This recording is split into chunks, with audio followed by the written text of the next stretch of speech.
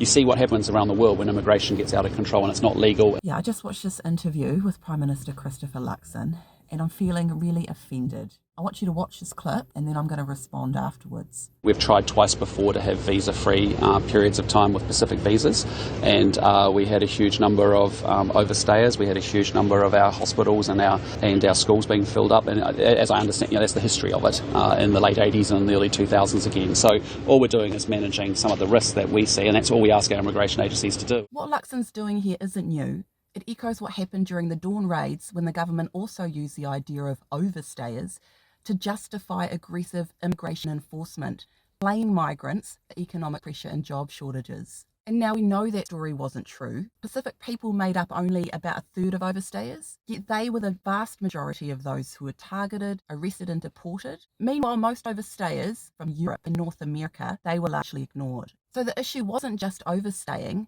it was who got blamed and who got policed. When he talks about overstayers and pressures on hospitals and schools, he's drawing on that same old script. What makes it feel really repulsive for me is that he talks about us all being a big family, yet he refuses to let the Pacific join the 60 other countries that have easy access into our country. He talks about this liberalised immigration system. But, the reality is this liberalised approach is going to assess Pacific people on their qualifications. Guess what? Our education system aligns with the British model in Europe. And so obviously if British people want to come over and migrate, they are going to find it easier rather than our own geographical neighbours.